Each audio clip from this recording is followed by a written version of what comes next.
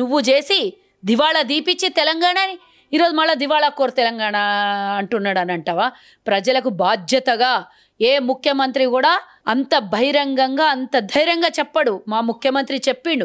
ఎందుకంటే కుటుంబాన్ని నడిపించే పెద్దగా కుటుంబంలో జరుగుతున్న ప్రతి విషయం కుటుంబ సభ్యులకు తెలవాలి అని రేవంత్ రెడ్డి గారు తెలంగాణ కుటుంబ ప్రజలకి వాస్తవాలని ప్రజల ముందు ఉంచాడు. వాళ్ళ నిజాలను బయట పెడుతున్నాడు కాబట్టి దివాళా అంటున్నాడు అనే మాట బయటికి తీస్తున్నారు. కానీ మీరు చేసిన దరిద్రం గొట్టు పనికి 6,500 కోట్లు నెలకు అప్పు కడుతున్నాం. వచ్చేదే 18,500 కోట్ల రూపాయల ఆదాయం తెలంగాణ. అందులో నుంచి 6,500 కోట్లు మీ చేసిన దరిద్రం పనికి మీ బొందకు పెడుతున్నాం 6,500 కోట్ల రూపాయలు.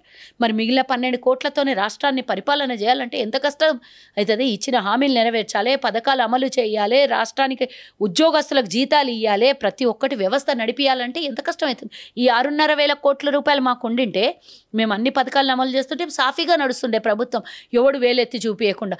ఈరోజు నువ్వు చేసిన అప్పుకి మేం భారం మోస్తుంటే మా నెత్తి మీద మళ్ళీ ఇంకో రాయేస్తావు. దీన్ని చెప్పొద్దా? ప్రజల ముందు చెప్తే, వాస్తవాలు చెప్తేనే ప్రజలకు అర్థమవుతుంది. నువ్వు ఇయ్యలేదు అనే దానికన్నా నువ్వు చేసిన అప్పుకు వడ్డీ కడుతున్నా అని ప్రజలకు చెప్తే తప్ప